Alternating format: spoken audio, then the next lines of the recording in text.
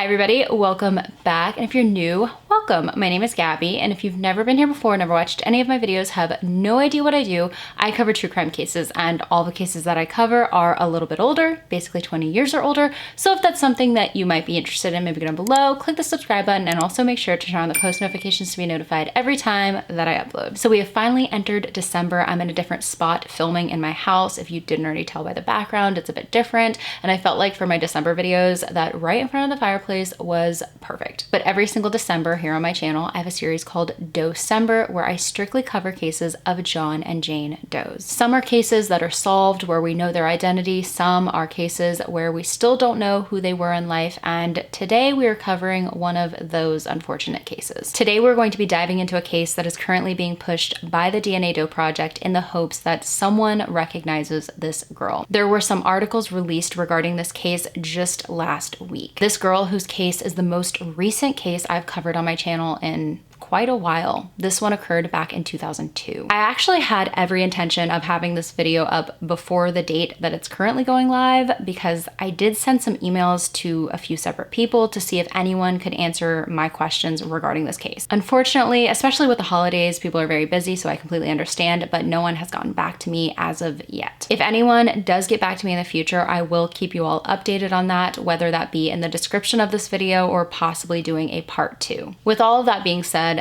this is the case of the Jane Doe known as Tempe Girl. Tempe is a city in Maricopa, Arizona, located in the East Valley of the metropolitan Phoenix, and its population back in the year of 2000 was roughly 159,000 people. There is a lot of student activity in this area due to it being home to the main campus of Arizona State University. Mill Avenue in downtown Tempe is a popular spot for dining, shopping, and entertainment with a vibrant nightlife. Just like many other cities, this one too has its own tales that continue to linger and haunt its community. The case of Tempe Girl is one of those cases, one of mystery and misfortune. I also want to say that with a lot of cases of John and Jane Does, we don't really have much of a backstory leading up to their death. With many Doe cases, there will be maybe one, two, or maybe a few people coming forward saying that they saw them or they spoke to them briefly, maybe at a restaurant, a truck stop, or a gas station. With this case, we have a pretty solid idea of exactly what happened that led to this girl's death. At 5:40 a.m. on Saturday, April 27th of 2002, a male employee at a golf rental supply store located at 1850 East University Drive in Tempe made a horrifying discovery behind the building. He started his usual duties in the morning to get the store ready for the day, such as turning off the alarm system and turning on the hot water heater. As he went to lock the front door again, he looked out the south window and spotted a girl lying on the sidewalk behind the store on the south side of the building. He went out to the girl and tried to wake her up. He realized quickly that she was not just passed out, she was deceased, a girl who looked to be only just a teenager. The man immediately phoned 911 and stood in the doorway, keeping an eye on the girl until authorities arrived. Firefighters of the Tempe Fire Department were the first ones at the scene, and then the Tempe Police Department were notified of the man's findings next. I do have to mention that this case involves the very sensitive topic of addiction because this girl's cause of death was a cocaine overdose. An undisclosed amount, but the medical examiner stated it was most certainly enough to have killed her. She had no identification on her and as a result was classified as a Jane Doe, eventually given the name Jane Tempe Doe 2002 or Tempe Girl. Tempe Girl is guessed to have been between 15 to 19 years old at the time of her death. She stood between 5 feet and 5 feet 2 inches tall and weighed approximately 120 to 125 pounds. She had straight black hair and brown eyes. She was believed to have been Latina, Hispanic, or possibly Native American. She was found lying face up wearing a red halter top, Watch LA brand blue denim jeans with a side zipper and eyelets at the waistband, one Lower East Side Payless brand black slip-on heeled shoe, size 6.5, and blue underwear. She had visible scars on her left hand and shoulder. She was wearing faded purple nail polish on her fingernails and a purple hair tie around her wrist. Originally, her death could not be determined as being a complete accident or an intended overdose. There were no signs of physical assault such as a bullet wound, blunt force trauma, or a stab wound. Authorities questioned the man who found her body, and he informed them that he had no knowledge of the girl's identity and had never met her before. This girl had died as a result of a drug overdose,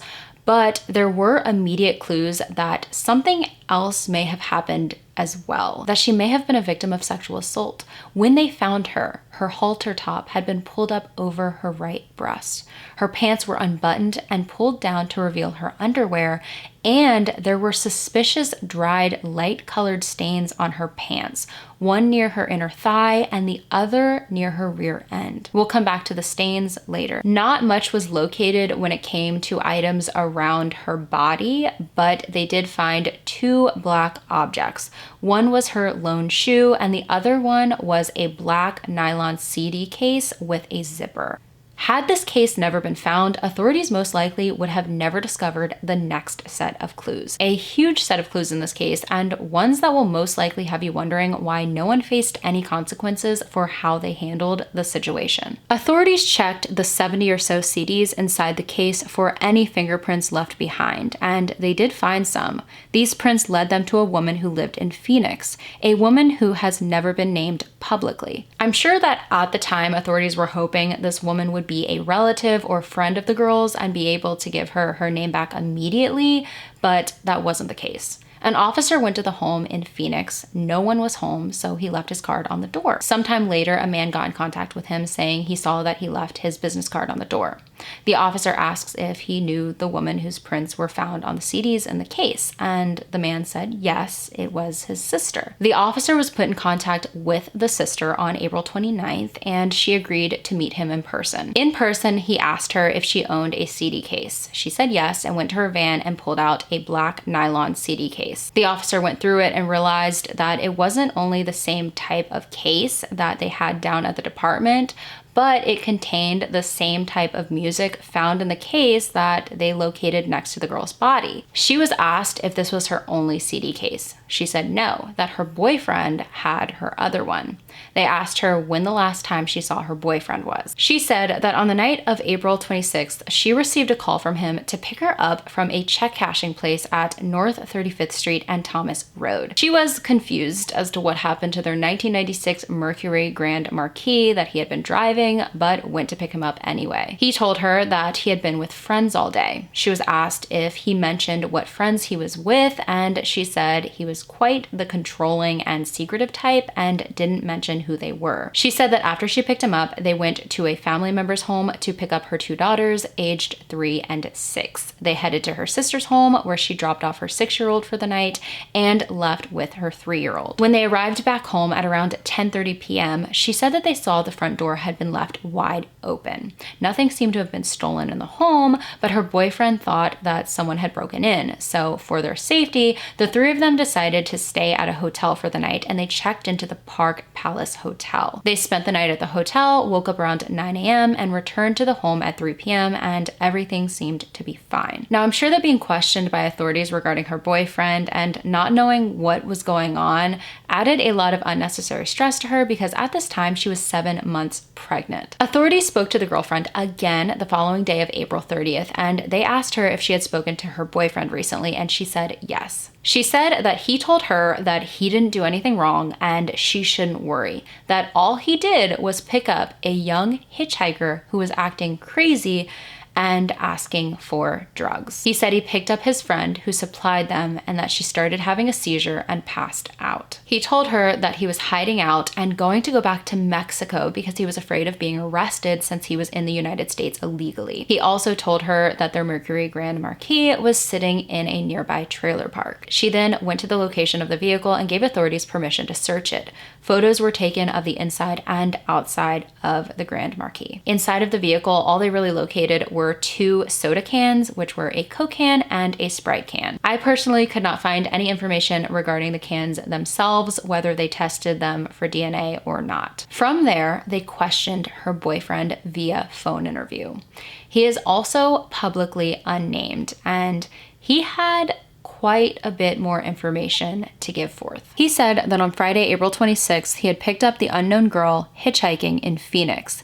He said that she didn't say her name, but told him that she wanted to head to a grocery store to buy some concert tickets for a Hispanic band coming to town soon. The boyfriend stated that while she was in his car, she did primarily speak Spanish. He agreed to drive her to the Food City grocery store located at North 40th Street and Washington Street. I do want to mention that some people online, mostly on Reddit, have tried to find out what Hispanic music concert this could have been. Most believe it possibly wasn't a concert at all, that it was most likely a local Hispanic festival that also has music concerts as a part of the festivities. He said that the entire time they were driving, he could tell that she had taken some type of drug or multiple. He didn't know. She was allegedly moving around in a strange manner and pulling at her hair. He said that she went on to tell him that she had been using drugs for a while, and as a result of this drug use, her parents had kicked her out and she had nowhere to stay. She even asked him if she could stay with him for the night. They arrived at this grocery store only to find that this specific store wasn't selling the tickets. She asked if they could try another store. He agreed, so they headed to the Food City grocery store located at North 32nd Street and East Greenway Road. On their way there, she asked him if he knew anywhere that she could pick up some cocaine. He said yes and called his friend, who he knew sold cocaine. They picked this friend up at a 7-Eleven convenience store located at East Don Carlos Avenue and South McClintock Drive. As the three were driving, she did some of the cocaine to sample it, and within no time, she had a negative reaction that resulted in her convulsing. She was obviously overdosing. The two men drove to the parking lot of the golf store, carried the unknown girl out of the vehicle, and laid her on the ground. The boyfriend said that they knew that she was still alive at this point because she was still moving. The two men left her there and headed back to the 7-Eleven nearby. The boyfriend told his friend to call 911 and let them know about the girl. A 911 call was made from the 7-Eleven that night, but the call was unintelligible and no officers were dispatched to the scene as a result. It seems that during the call, the 911 dispatcher asked what the emergency was, as they usually do. There was a man on the other end, but the dispatcher couldn't make out what he was saying, so they asked, "Are you okay?" The man replied with a "Yep." The dispatcher asked, "What is going on there?" The man then hung up. Since no one came out to the scene on Friday night, this teenager laid there all night until the next morning when she was found by the employee. The sad thing is that she was not deceased when she was dropped off at that location. So there is a strong possibility, had medical help got there in time, she may have had her life saved. Also, who knows? This could have been a wake-up call for this girl. Sometimes an overdose is. She very well could have changed her life around from there after something so traumatic.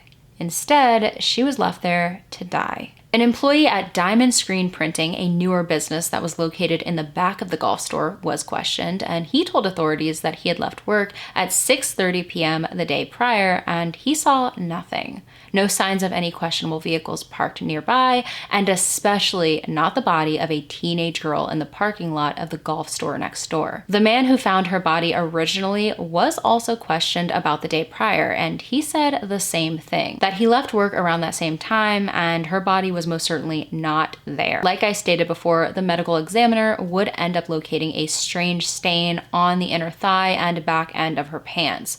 Stains later identified as dried semen, which I'm very sure many of you had already guessed. When questioned about these stains, the boyfriend stated he had no sexual interactions with the unknown girl, that they hadn't even kissed. The officer also asked him why her pants were unbuttoned. The man stated that he only did that to help her breathe better while she was convulsing. Do we actually believe that? You have to make up your own mind on that one. After leaving the girl there, the boyfriend called his cousin to meet him at the 7-Eleven. The cousin was dropped off, and then they used the car to drive him to a check cashing place at North 35th Street and Thomas Road, where the boyfriend was dropped off, and he used a phone to call his girlfriend to come pick him up. The cousin then drove the Grand Marquis to the trailer park and left it there, which is where the story continues with what the girlfriend said happened during that night after she was phoned by her boyfriend to pick him up at the check cashing place. I do have to say that I am surprised these two men that she was last with were not pursued more, considering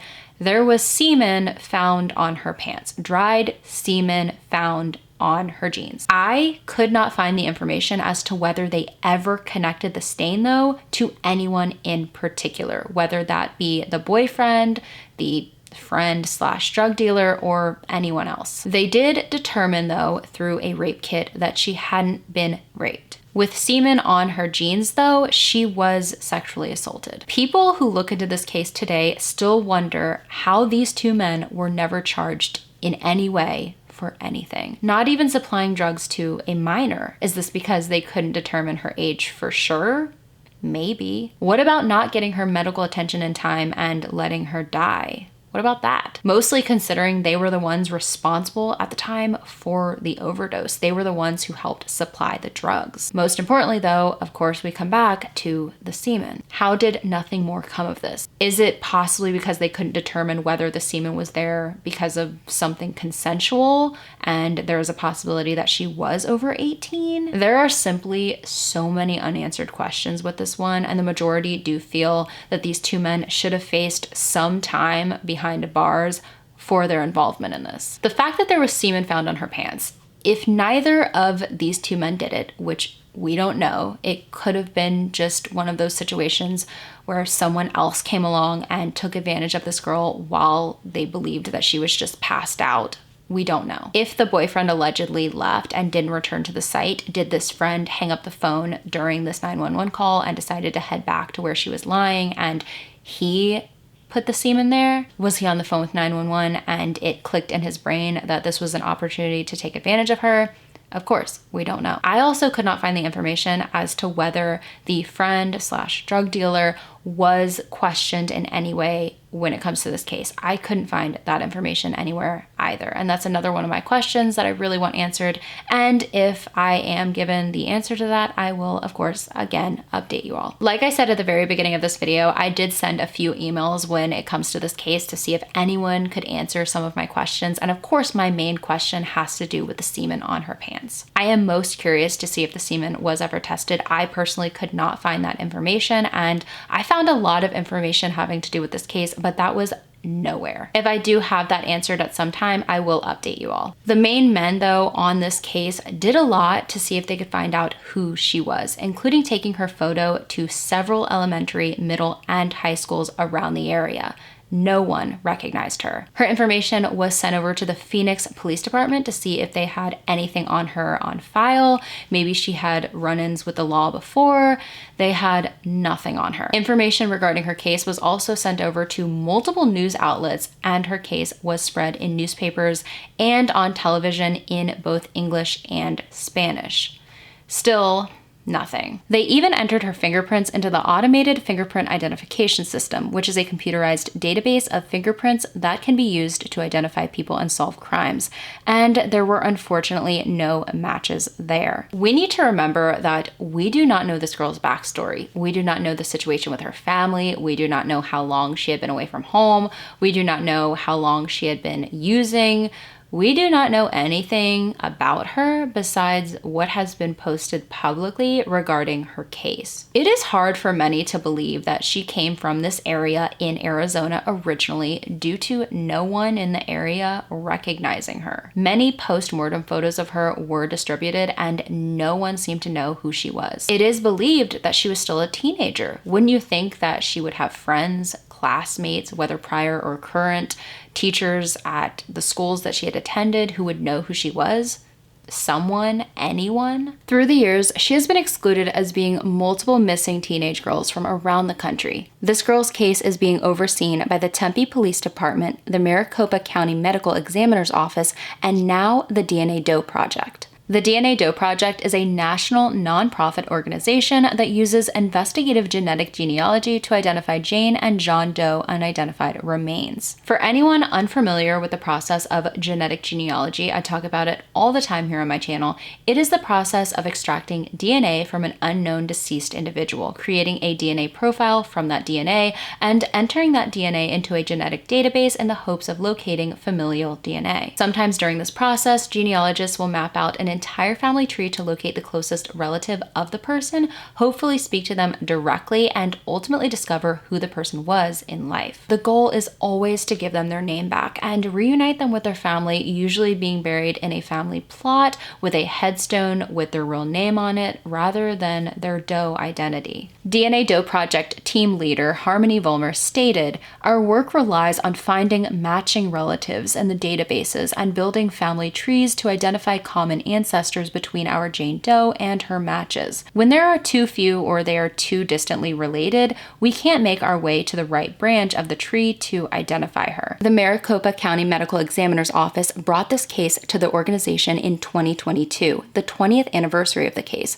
and since then they've been working diligently to discover who she was. They knew pretty quickly that this was going to be a difficult case to fully solve due to the fact that after they reached their crowdfunding goal to go through with genetic testing for her, they extracted DNA from her, created a DNA profile, uploaded it to genetic databases, and there has not been a close match. Distant matches, yes, but none close enough to find out who she was, which is why they're asking the public for help. This girl's post-mortem interval was less than a day, so there are post-mortem photos of her to go off of when it comes to creating reconstruction photos of her. I never include post-mortem photos in my videos, but they are available online for public viewing in case someone does think they may know who she is. These photos help artists create reconstruction photos, and on the screen is the most recent one of this girl released by the National Center for Missing and Exploited Children. If you think you recognize this girl, you are urged to contact the Tempe Police Department at 480-350-8311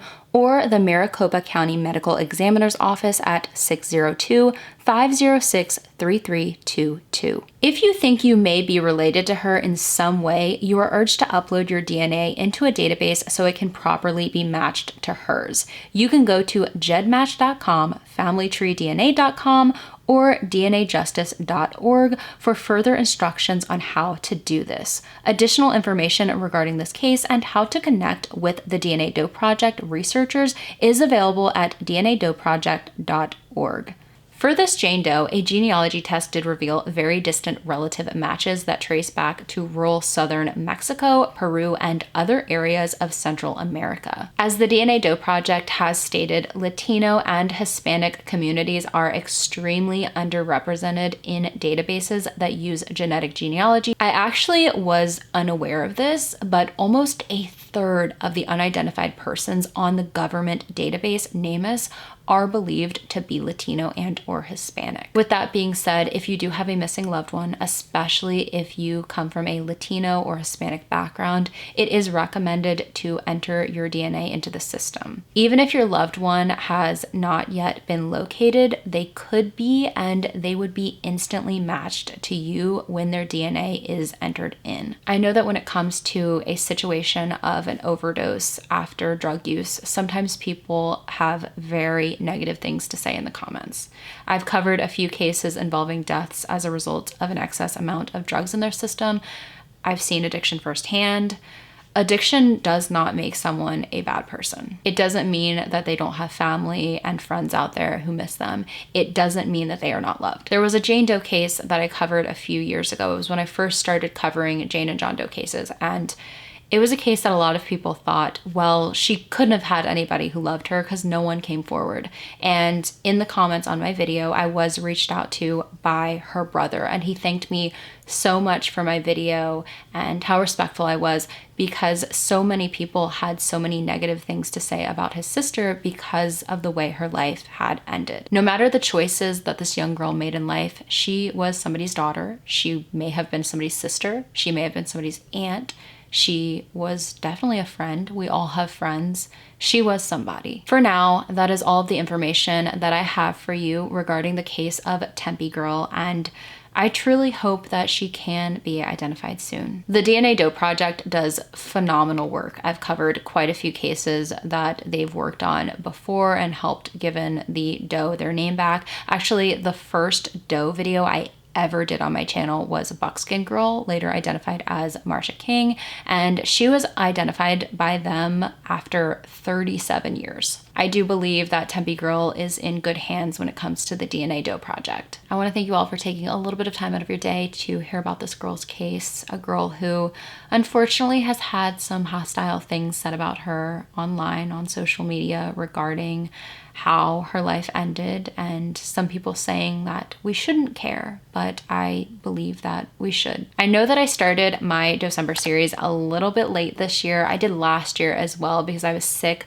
but I do have quite a few videos planned before we enter 2025. If there are any Doe cases that you possibly want me to cover here on my channel, whether I cover it this month or possibly next year, definitely send those requests over to gabulosiscaserequests@gmail.com. I hope you all have an amazing rest of your day. Stay safe wherever you are, and I hope to see you in the next one.